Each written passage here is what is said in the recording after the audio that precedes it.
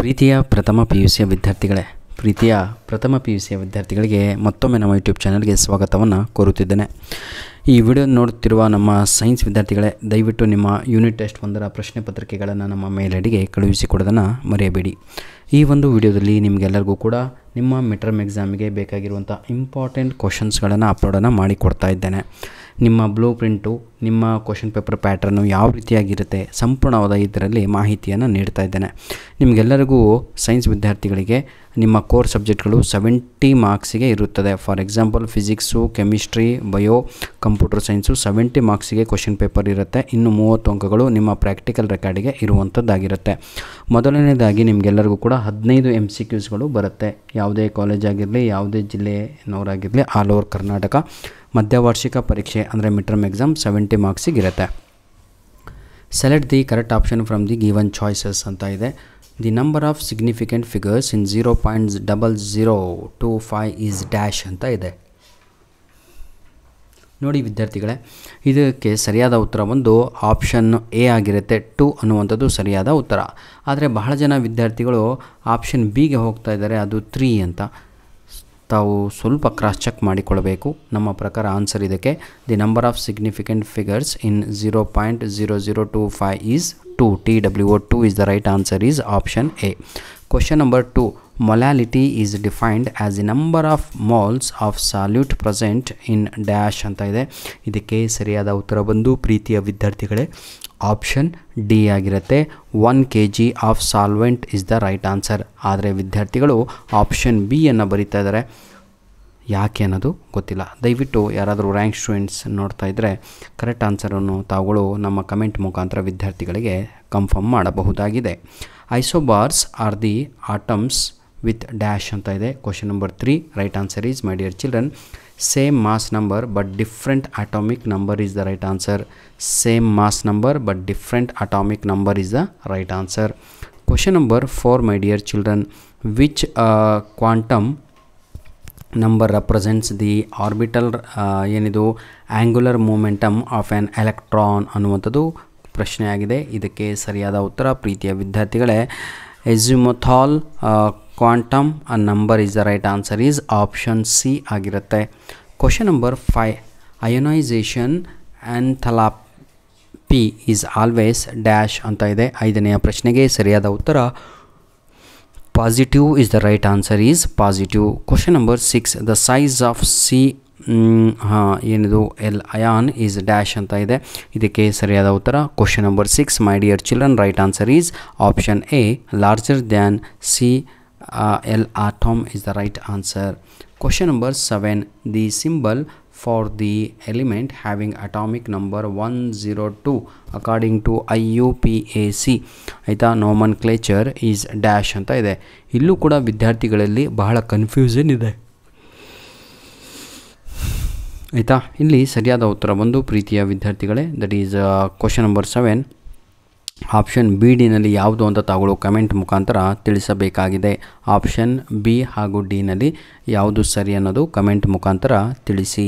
Question number 8 the bond order in oxygen molecule is dash O2 molecule is dash ಅಂತ ಇದೆ. Question number 8ಕ್ಕೆ ಸರಿಯಾದ ಉತ್ತರ option B ಆಗಿರುತ್ತೆ. That is 2 is the right answer. Question number 9 my dear children the molecule with the odd number of electron is dash. Right answer is, my dear children, right answer is question number 9, that is option A. Question number 10 during oxidation number of an element.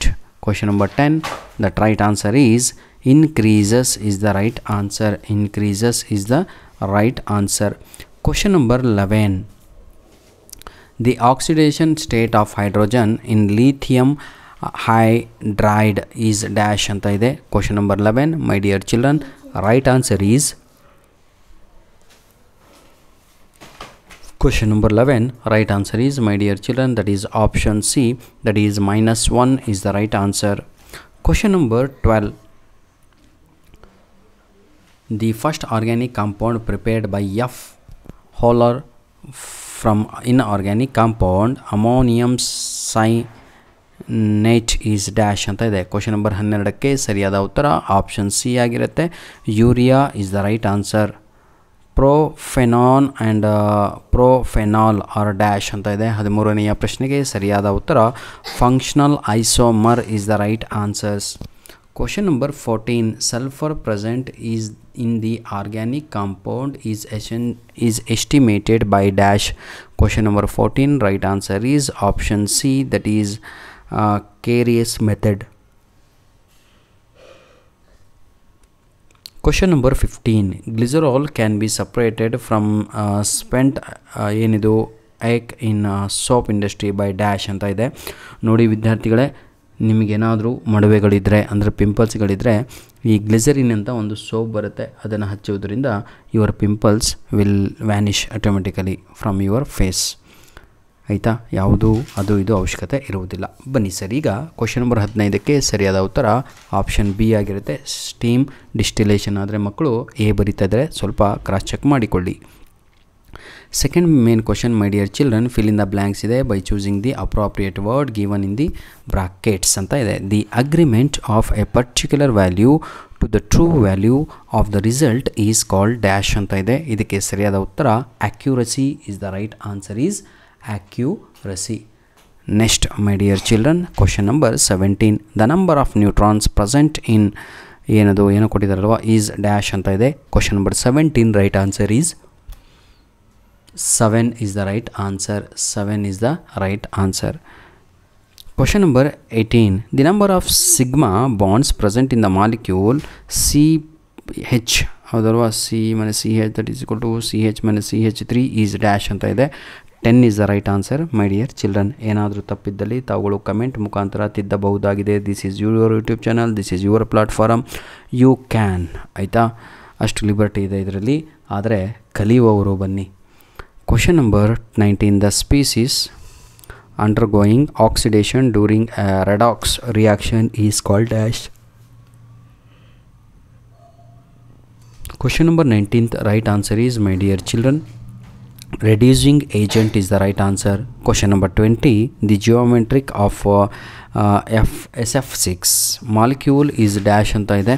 Right answer is octahedral is the right answer is octahedral is the right answer. ಧನ್ಯವಾದಗಳು ವಿದ್ಯಾರ್ಥಿಗಳೇ, ನಿಮ್ಮ ಅಮೂಲ್ಯವಾದ ಸಮಯವನ್ನು ಕೊಟ್ಟಿದ್ದಕ್ಕಾಗಿ. ನೋಡಿ ವಿದ್ಯಾರ್ಥಿಗಳೇ, ಯಾರಿಗೆಲ್ಲ ಏನು important questions ಬೇಕೋ ಅದು ಪಾರ್ಟ್ ಬಿ ಇಂದ ತಾವುಗಳು ನೋಡಿಕೊಳ್ಳಬಹುದಾಗಿದೆ.